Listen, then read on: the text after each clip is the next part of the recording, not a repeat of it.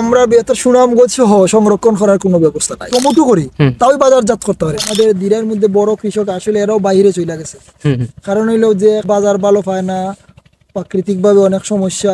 গত বছরও তো আমার নিজেরই অনেক সমস্যা হয়েছে। এই জমিটার মধ্যে যে টমেটো লাগাইছি, এই জমিটার মধ্যে আমার। আসসালামু আলাইকুম দর্শক, আশা করি আপনারা সবাই ভালো আছেন। দর্শক, অবস্থান করছি সুনামগঞ্জের ধীরাইয়ের সাগিদপুর গ্রামের মোহাম্মদ সবুজ ভাইয়ের সবজি বাগানে। আমাদের ধীরাই উপজেলায় বলতে গেলে হাতে গোনায় কয়েকজন কৃষকের মধ্যে অন্যতম একজন কৃষক বা উদ্যোক্তা মোহাম্মদ সবুজ ভাই। তো নতুন যারা কৃষির সাথে সংশ্লিষ্ট হতে চান তাদের জন্য অবশ্যই ভিডিওটি হেল্পফুল হবে। আসসালামু আলাইকুম সবুজ ভাই, কেমন আছেন? ভাই ভালো। কি করতেছেন?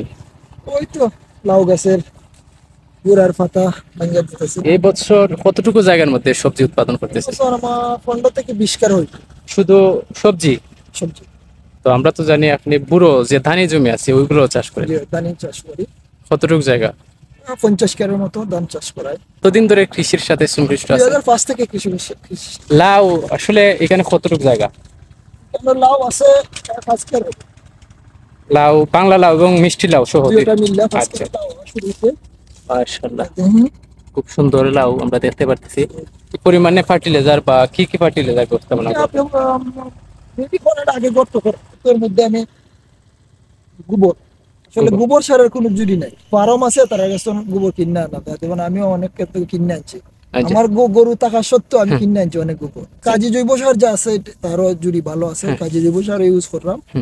পাতাটা লাল দেখলাম আমি, এটা হলো ওই যে নতুন সার চেনানি এর কারণে। আর সার যেটা লাল সার আর সাদা সার এটা পানির সাথে মিক্স করে দিলে গাছ ঠিক হয়ে যাবে। নাইট্রোজেন বেশি যদি ইউজ করা হয় তাহলে যে তাপমাত্রা, এই তাপমাত্রার কারণে গাছ জ্বলতে পারে।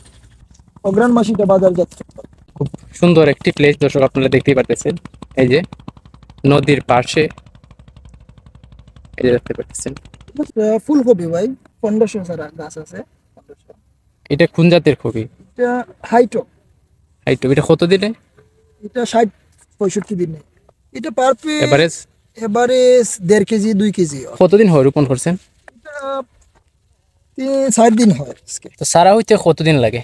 সারা হইতে, সারা তো আসলে যে তাপমাত্রা থাকে ওই হিসাবে সারাটা আস্তে আস্তে বড় করুন লাগে।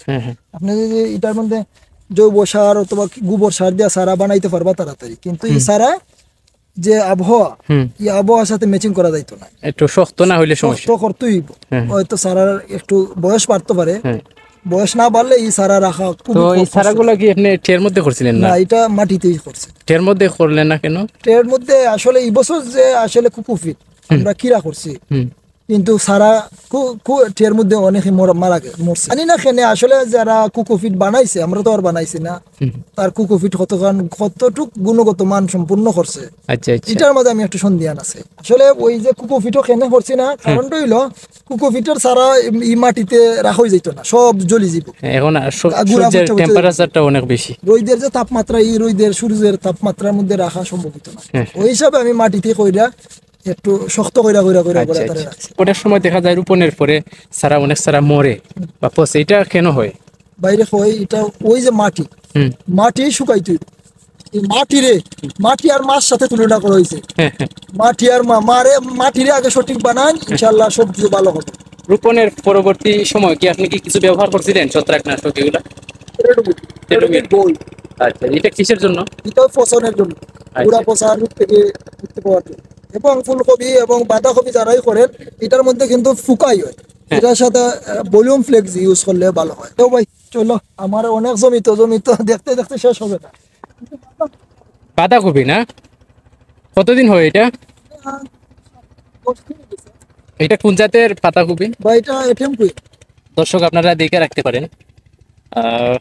আমার সবুজ ভাই যে জাতগুলো সিলেক্ট করছে ওইটা আপনারা চোখ বন্ধ করে রোপণ করতে পারেন। জাতগুলো সন্দেহে ভালো হইতে পারে। ফুলকপি এবং বাঁধাকপি কি সেম সময় নাকি বাঁধাকপি একটু বেশি সময়? বাঁধাকপি একটু বেশি সময় লাগে। ফুলকপি তো 45 দিন 50 দিনেও আছে। এটাও আছে আমার সামনে যে জমি আছে। তো এই বছর আপনি শীতকালীন সবজি আসলে কেমন দেখতে পারতেছেন আমাদের এলাকায়? আসলে আমাদের এলাকায় আমার কাছে আসলে অনেক কম। আসলে আমাদের যারা আমাদের দিরার মধ্যে বড় কৃষক আসলে এরাও বাইরে চলে গেছে। হুম হুম কারণটা হইলো যে সবজির বাজার ভালো পায় না, প্রাকৃতিক ভাবে অনেক সমস্যা। আর গত বছরও তো আমার নিজেরই অনেক সমস্যা হয়েছে। এই জমিটার মধ্যে যে টমেটো লাগাইছি, এই জমিটার মধ্যে আমার পইটা ছিল, হুম পইটার করলা ছিল, কিন্তু আমি বাজারজাত করতে পারিনি। তাহলে আমরা এত সুনামগঞ্জ সহ সংরক্ষণ করার কোনো ব্যবস্থা নাই। হ্যাঁ যদি থাকতো তাহলে আজকে আমরা অন্য সবজি কম কইরেও আলু চাষ করতাম। হ্যাঁ হ্যাঁ আলু চাষ করলে আজকে আলুর চাহিদা আমরা সুনামগঞ্জ সহ দিরাই আমরা আলুর চাহিদা মিটিয়ে রাখতাম। কিন্তু আমরা তো আসলে আমরা যে হারে টমেটো করি হুম। তাও বাজারজাত করতে পারি না। যদি কোনো হিমাগার থাকতো হ্যাঁ হ্যাঁ তাহলে আমরা এটা উপকৃত হইতাম, হ্যাঁ। এবং সবজির দামটা একসাথে 100 টাকা 150 টাকা হইতো না, 50 টাকা 60 টাকা 70 টাকার ভিতরে অটোমেটিকলি থাকতো। হ্যাঁ। ওয়ান সিজনও আমরা টমেটো খাইতে গেলে 200 টাকা 150 টাকা কেজি। তো যদি আজকে আমরা কোনো হিমাগার থাকতো তাহলে আমরা 50 টাকা 60 টাকা সবসময় খাইতে পারতাম। তা আমিও আসলে আমার যাওয়ার ইচ্ছা আছে, হুম। কিন্তু রিজেক্ট না ছাড়লে তো যাওয়া যাইতো না। শরীরের শক্তিও তো কমতেছে। তাইলে বাইরে গেলে তো শক্তির প্রয়োজন ভাই। বাইরে গেলে আসলে আল্লাহর কাছে সারা নর্মাল খাস যদি কোনো কিছু পাওয়া যায়, বাইরে ইউরোপ যদি যাওয়া যায় তাহলে নর্মাল কোনো দীর্ঘ 10-15 বছরে আপনি যে অভিজ্ঞতা এখানে অর্জন করছেন বা যা কিছুই করছেন, এটা তো বাইরে গেলে তো আপনি একদম নতুন। এই অভিজ্ঞতার তো কোনো দাম নাই। না, চিন্তা করবো বাইরে গেলেও যদি আমার এটা নিয়ে দইরা রাখা যায়, বাইরে গেলেও আমি সবজির চিন্তাধারাই করবো।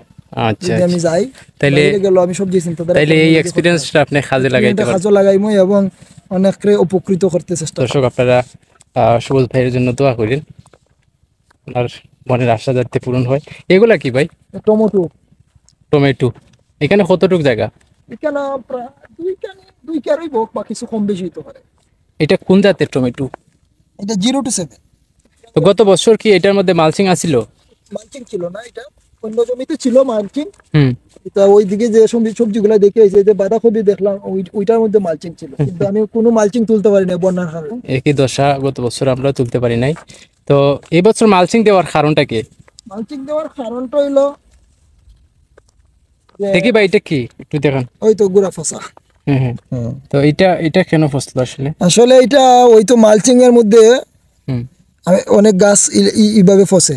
আচ্ছা জানি না খেনে ফসে। আসলে আমি রেডোমিল ইউজ করাইছি 2 দিন আগে। হুম। আমি আজকে আবার রেডোমিল ইউজ করাইমু। হুম। তো আমি আসলাম না, আমার কাজের লোকে তারা ইউজ করছে। তো জানি না কিভাবে ইউজ করছে। ফসনের কারণটা হইলো যে হাই টেম্পারেচার। এটা টেম্পারেচার। ওই হাই তাপমাত্রার কারণে, এটা আমার যতটুকু দিয়ে বিশ্বাস এটার কারণে। টমেটো যত কুয়াশা পড়বে তত টমেটোর গুণগত মান ভালো। মালচিং ফিল্মটা বিছাইলেন যে একদম লেভেল কইরা, হ্যাঁ অনেক সময় অনেকে দেখি যে একদম বেট আকারে, হ্যাঁ রাউন্ড দিয়ে মালচিং ফিল্মটা বেচানোর চেষ্টা করেন। ভাবে আমি সেনে মালচিং ব্যবহার করছি। আসলে আমার ক্ষেতটা হইলো খাইতা হুম খাইতা ক্ষেত হিসাবে আমি যে সময় জলা পানি প্লাবন সেচ দেই, হুম ডালা পানি দেই, হুম। ওই পানি ধরা যায় না। হুম। ওই হিসাবে আমি সমতল ভাবে দিই, যাতে করে পানিটা ভালোভাবে ধরতে পারে জমি। কিন্তু আমার জমিতে যদি কোনো বৃষ্টিও দেয়, মালচিং ছাড়াও আমি এই টমেটোটা লাগাইতে পারবো। আমার গাছ হয় এই জমিতে। গত বছর মালচিং ছাড়া যে ক্ষেত টমেটো ছিল, এই ক্ষেত্রে টমেটো ভালো হয়েছে, কারণ মাটিটাও উর্বর।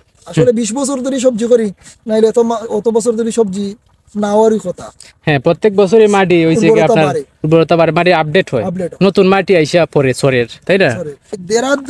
দেড়াত বাই দেড়াত ইলাখান দূরত্ব রাখছি। তো 1.5 হাত বাই 1.5 হাত।